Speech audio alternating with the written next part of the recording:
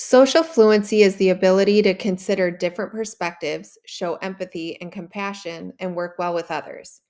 Creating an environment where each and every student has a sense of belonging is critical to the learning process. Science supports the power of relationships and healthy attachments as fundamental to the learning process. Students need positive, stable relationships with adults. It's about more than being nice to a child. Positive connections and relationships help us to access learning. Emotional well-being and learning are intertwined. Watch this video to understand the power of relationships.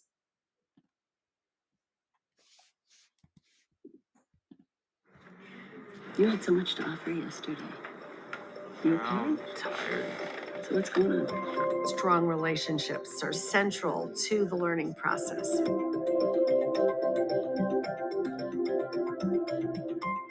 What the science of learning and development tells us is that we need to create learning environments which allow for strong long-term relationships for children to become attached to school and to the adults and other children in it.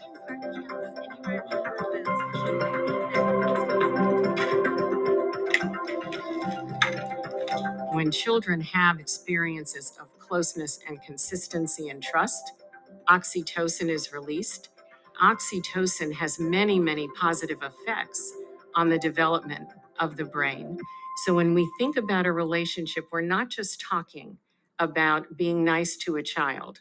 We're talking about a child having an experience of attunement and trust strong enough to release the hormone oxytocin.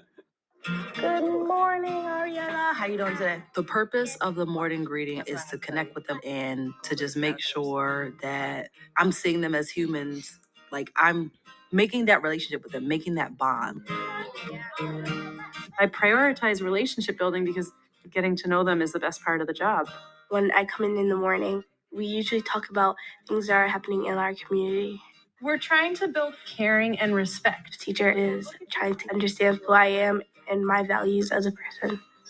When I have a free 45 minutes or an hour, I think to myself, I could sit down and catch up on Grady, or I could go and make connections, whether it's a smile or a joke or a reminder. It validates their presence in the building. Rock it out in the art room.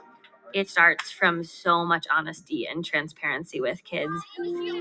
It's really easy to strive to be this like idealized, always ready to go elementary school teacher, and that's not real and that's not human. When people start talking about other things while I'm still giving directions, it feels frustrating for me and I have to take a breath.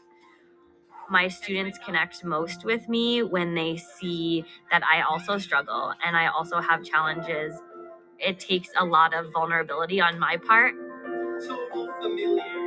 When that student knows that you care about them, when they know that you're a human, their academic performance in your class is going to be better. If I'm comfortable around them, then I'm more confident around them, and it's easier to ask questions and things like that.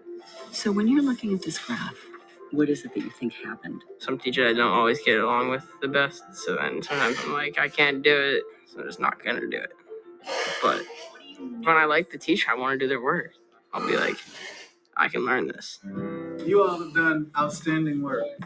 Emotion and learning are completely connected. If you're in a positive emotional space, if you feel good about